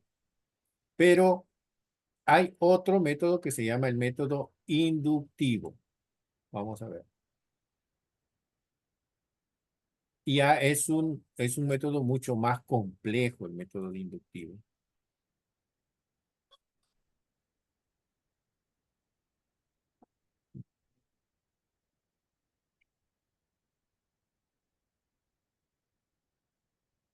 ¿Qué preguntaba, no?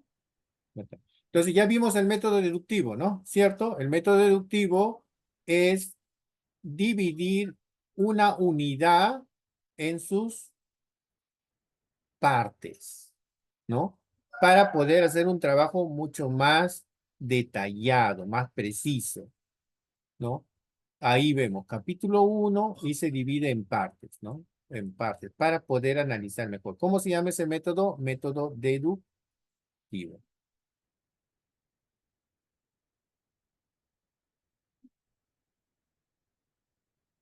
Y el método inductivo es todo lo contrario. El método inductivo va a tomar las partes para hacer una conclusión. Esto es un poco más complejo. Es un poco más complejo, pero a ver, vamos a ver si lo puedo hacer en práctica, los minutos que tenemos. Pastor, disculpa, pastor. Sí, El método inductivo es va a tomar las partes que has dicho. ajá, es tomar las partes para sacar una conclusión general. Tomar las partes para sacar una conclusión general. A ver, voy a ver si lo puedo hacer acá. Es un poco complejo, porque es más complejo. Lo que nosotros Gracias. vamos a hacer en realidad es el método deductivo, que es el más fácil, como hemos estado viendo, dividir en partes, pero voy a ver si puedo hacer el método inductivo. A ver, un tema. A ver, qué tema puedo sacar acá?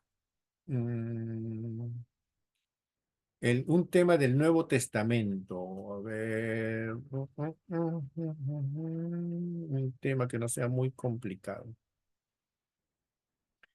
Ah, bueno, vamos a ver el tema de diezmo, ¿ya? A ver, vamos a ver. Vamos a ver qué tal nos va con este tema. Bien, el diezmo. Vamos a ver si podemos avanzar con este tema. Miren, el diezmo en la Biblia, obviamente que para esto sí se dan cuenta que yo estoy usando esta Biblia me ayuda porque yo estoy, esta aplicación me ayuda porque yo puedo buscar esa palabra, el diezmo, en toda la Biblia. Eso me ayuda, por eso ayuda la computadora, ayuda en ese caso, porque si yo tuviera una Biblia simplemente, tendría que buscar en la última página de las Biblias, de algunas Biblias hay una concordancia bíblica. Entonces, por ejemplo, tú buscas el tema diezmo y vas a la concordancia bíblica y la concordancia bíblica te manda a varios versículos en el Antiguo y el Nuevo Testamento que hablan del diezmo. Entonces, yo para saber qué es el diezmo y explicar a la iglesia el tema del diezmo, tengo que analizar cada uno de esos versículos y sacar una conclusión general. Nuevamente, para hablar el tema del diezmo, yo tengo que analizar cada uno de esos versículos y sacar una conclusión general.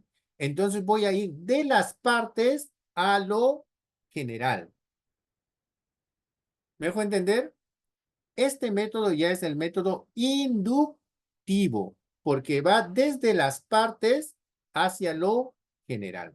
Entonces, ¿qué me dice? A ver, el diezmo ¿Cuántos versículos tengo que analizar sobre el diezmo en la Biblia? Mire, me dice que hay 33 versículos en la Biblia que me hablan de diezmo.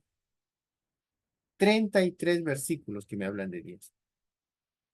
Entonces, yo para hablar el tema del diezmo tengo que conocer estos 33 partes de la Biblia que me hablan del diezmo. Hay 2 versículos en el Génesis que me hablan del diezmo. Ahí está, 2 versículos en Génesis. 3 versículos en Levítico que hablan del diezmo, ¿no? Estamos viendo las partes, ¿no? Todo lo contrario del método anterior, ¿no? En el método anterior teníamos una unidad y dividíamos en partes. Acá no. En este método ya tenemos la parte. Esto, como les digo, pueden usar también una Biblia. Al final tienen una concordancia que les va a ayudar, pero la concordancia a veces no te toman todos los versículos. Bueno, hay concordancia, el Vine es una concordancia muy buena que ayuda, porque Vine sí tiene, te ayuda a todos los versículos a buscar, pero hay otras concordancias que no lo tienen. Pero sí, bueno, vamos a ver, acá Génesis hay 2 versículos que hablan del diezmo, uno es Génesis 14:20 y otro es Génesis 28:22, ¿no? Entonces, hay otro versículo, uno es la historia de Abraham, cuando Abraham da el diezmo, y otro es la historia de Jacob, cuando Jacob promete dar el diezmo a Dios, ¿no? Si tú me bendices a la tierra que voy, el diezmo apartaré para ti, le dice, ¿no? En Levítico ya se legaliza el diezmo. En Génesis no estaba legalizado, no estaba formalizado. En Génesis el diezmo era libre. Cualquiera podía dar. Ahí no había templo, pero sí había sumo sacerdote de Dios de Israel.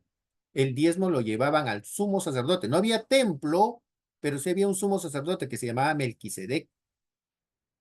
Y habían sacerdotes en ese orden, en el orden de Melquisedec, que eran escogidos por el dedo de Dios. No había el orden arónico después se da después de la ley. Entonces, en Levítico hay 3 versículos de diezmo, pero estos diezmos ya es legalizado, ya está dentro de la ley.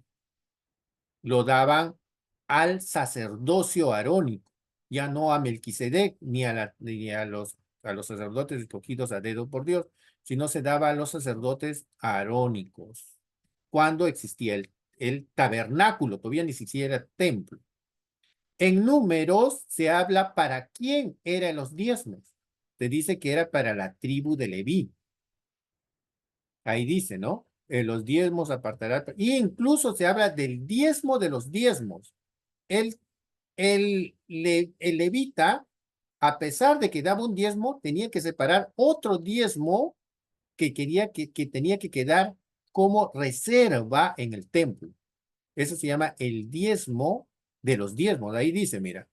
Números 18:26, el diezmo de los diezmos. O sea, los ministros no estaban excluidos de dar el diezmo. ¿Mm? Los que recibían el diezmo también daban los diezmos.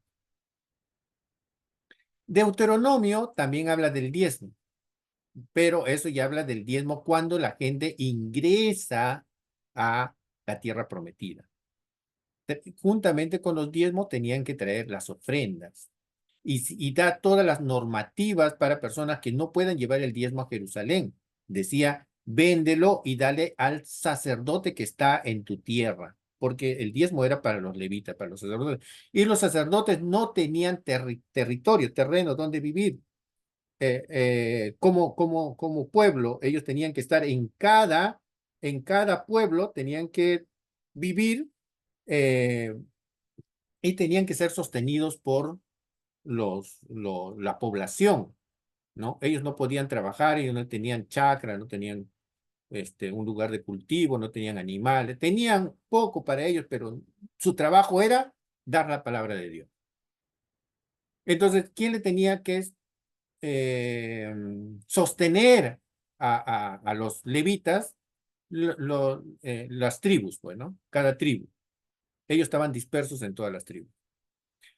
En Crónicas, porque ella está hablando de Crónicas, habla de el diezmo ya dentro de la monarquía de Israel.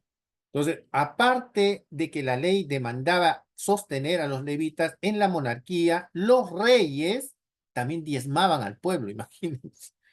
Por eso ya algunos hablan de 3 diezmos, pero es que eso no estaba dentro de la ley. Los reyes no tenían por qué diezmar al rey, sino que el rey pedía tributos, pues. Pedía tributos y tenían, incluso les quitaba terrenos, quitaba a sus hijos, como lo hizo Salomón, agarraba a los hijos de Israel y los hacía esclavos para trabajar en el templo, ¿no? Entonces, bueno, ¿qué es lo que eso es en Crónicas, mira, ¿no? Cuenta cómo era el diezmo en la monarquía.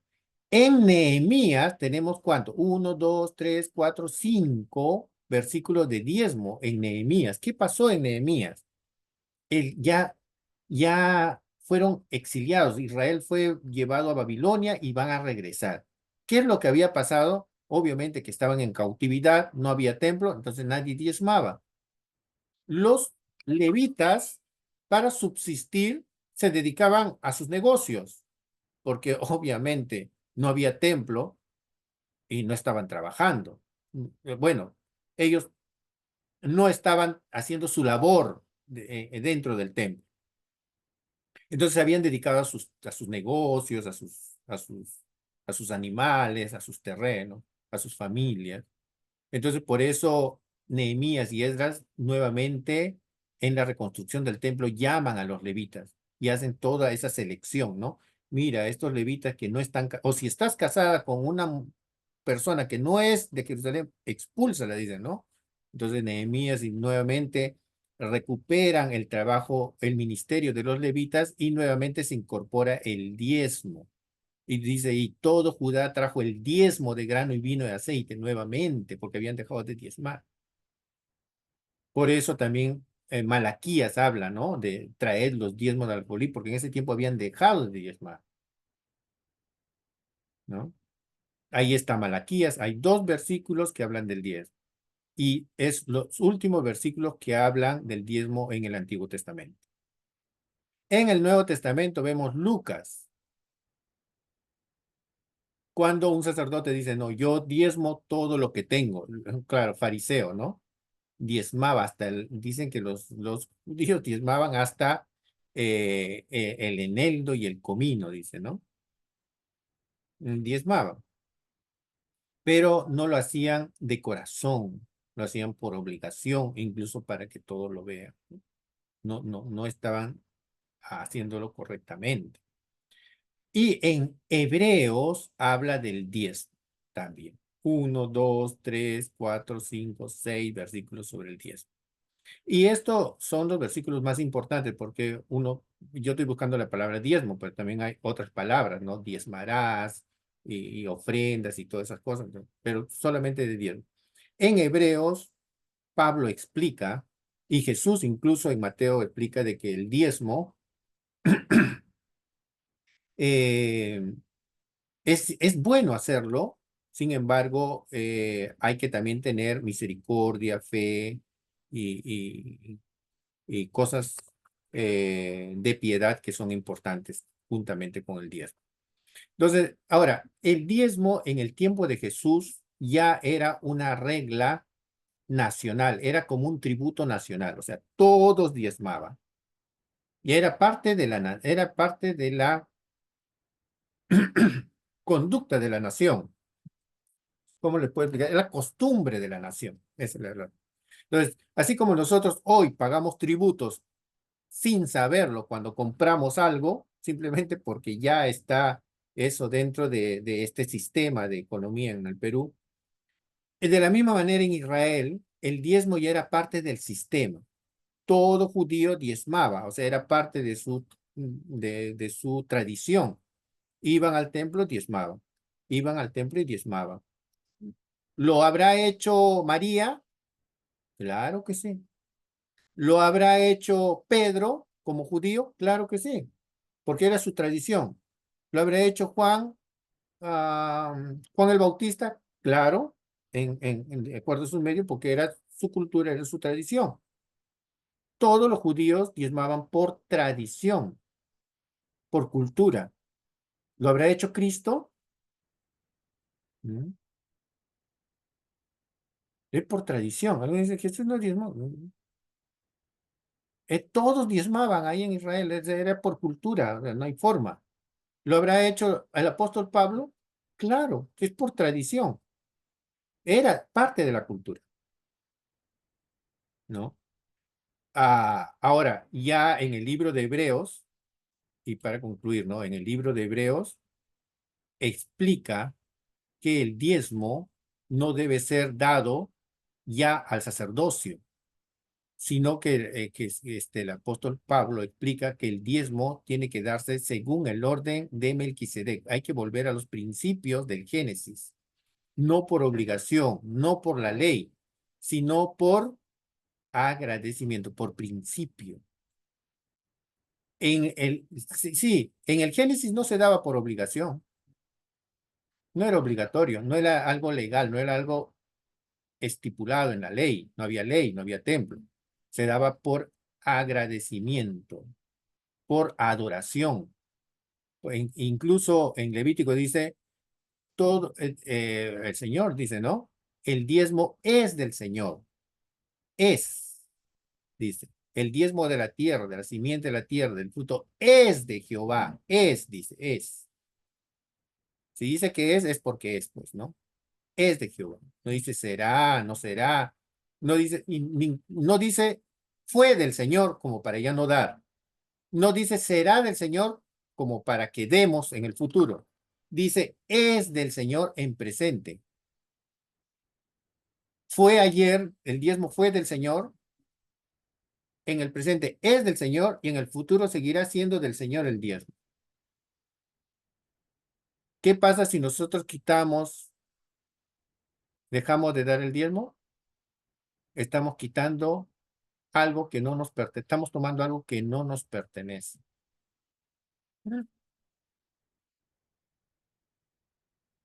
¿Ven? Entonces, en el Nuevo Testamento, el apóstol Pablo habla acá en Hebreos, habla de Melquisedec. Volvamos al inicio, dice. Ya no en el templo, ya no a levitas, ahora al sacerdocio de Melquisedec. Pero en el Nuevo Testamento ya no hay Melquisedec. ¿Quién es Melquisedec? No, no, sí hay un Melquisedec, Jesucristo. Entonces, el diezmo que nosotros damos, mano, no lo damos a los pastores, no lo damos a un ser humano acá en la tierra, dice Hebreo. Lo damos a alguien que está en los cielos. Se usa en la tierra, sí, pero ¿a quién lo damos?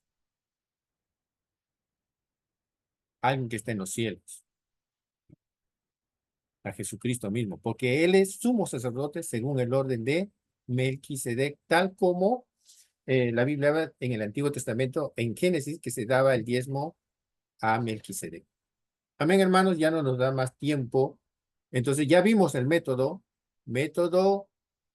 deductivo, que es dividir un capítulo en sus partes, y hemos visto ahora el método inductivo, que es de las partes sacar una conclusión general, como lo hemos hecho del diezmo. Incluso hay mucho más. Entonces, Pastor, sí, pastor, o sea, de todos los versículos tengo que analizarle para sacar una sola conclusión. claro, porque ¿qué pasa si yo hablo del diezmo y solamente tomo que hubiera tomado en Levítico? ¿Qué hubiera pasado mi idea del diezmo? Hubiera sido parcial. Pastor, ahí tiene que ver el tiempo, Y o el sea, en qué tiempo. tiempo. Por eso tengo que tomar todos los versículos. Si yo yo digo, voy a predicar el diezmo y tomo solamente Génesis, voy a hacer una predicación sesgada del diezmo. Esto se llama, por eso hay dos tipos de predicación que se da en la iglesia. Uno es la predicación, ¿cómo se llama esto? Uno es la predicación, el sermón temático y otro es el sermón, a ver si me ayudan. El sermón temático es, por ejemplo, lo que hemos hecho ahora con el diezmo. Es un tipo de sermón amplio, El sermón temático es un sermón que lo hacen personas que han dedicado estudio a ese tiempo, ¿no? Es lo que es una conferencia, ¿no? Personas especializadas en un tema que dan una conferencia, hacen un sermón temático, es lo que hemos hecho ahora, ¿no? Ellos tienen que hacer un trabajo inductivo porque tienen que analizar todas las partes, porque si no sacan una conclusión sesgada. Por eso dicen, los que toman solamente el Antiguo Testamento para hablar de diezmo dicen, pero el diezmo solamente se daba en el templo y ahora ya no hay templo. Es que el diezmo solamente se daba a los levitas y ahora ya no hay levitas. Entonces ya no hay que dar el diezmo. ¿Por qué No, hacen disculpa, este tipo de interpretación sesgada? Porque solamente están analizando una parte. parte. Como dicen, no, solamente era para las viudas, dicen, a ver, ¿no? Incluso, ¿no? ¿Por qué? Porque están hablando del diezmo en el tiempo de la monarquía, que había un diezmo que era para las viudas. Entonces, es importante el método inductivo también, pero es un trabajo, se dan cuenta que es un trabajo mucho más engorroso, ¿no? Mucho más, valga la redundancia, trabajoso, ¿no? Es más complicado, más complejo. Bien, hermanos, lo vamos a dejar ahí. Tengo su asistencia acá en el video. Ya no nos va a dar más tiempo, solamente nos queda orar y la próxima semana vamos a continuar. Amén. Amén, pastor. Oremos. Pastor, Sí, eh, siempre estamos usando esta ventana con mi esposa, estamos utilizando porque la otra computadora está un poco mal y por eso estamos aquí utilizando esto. ya, el nombre de su esposa para que quede grabado para la asistencia. Isabel Elvira Chupingawa Ramírez. Correcto, ya, ahí voy a ver su asistencia. Muchas Ya, gracias, pastor, hermanos. Estamos en la pastor, segunda. disculpe. Sí, Yo también estoy con mi esposa, Pastor, Lita, discúlpeme. y perdón, Luis, perdón. yo también estoy por un lado, porque uno no parece de mí. Estoy solamente por el lado entre dos también. Ya, el nombre de su esposa. Lita Mozombite y Luis. Ya, correcto. Ya. Sí, hermano Luigi estaba haciendo pregunta. Pastor, discúlpeme. No, pastor, ahí no Sí, sea. sí, discúlpeme, dos favores. Uno es que si puede mandar la grabación, por favor. Claro. Ya, gracias. Sí, se lo voy a estar enviando la grabación, no se preocupen. No se preocupen. Sí, lo tengo grabado y ya les voy a enviar. Pastor, la grabación de la clase anterior pudiera mandar. Y ya, voy a enviarlo los dos. Voy a Un favor, transformarlo para que pastor. no pese mucho y los voy a estar enviando. Pero denme un Favorcito. tiempito, más Por seguro favor, gracias. a partir de mañana. Estaremos muy agradecidos, pastor. Ujú. Muy bien, vamos a orar, hermanos, ya no nos da más tiempo. Amén. Gloria te damos, Señor. Gracias, Señor, por tus siervos. Gracias, Señor, por ayudarme, por a servir a tus siervos, Señor. Le doy la gloria, la honra y bendecimos, Señor, al seminario que tú has abierto para preparar a tus siervos, Señor, y a cada uno de los que están presentes invirtiendo tiempo, esfuerzo, Señor, para prepararse, Señor. Y sea toda la gloria en el nombre de Jesucristo, tu Hijo. Amén. Amén. Muy bien, hermanos. Dios le bendiga y nos vemos la próxima semana. Amén, profesor, gracias. Bendiciones, bendiciones a los pastores. Bendiciones, amado pastor. Dios le bendiga, pastores. Bendiciones, pastor, pastora. Bendiciones. Dios los bendiga.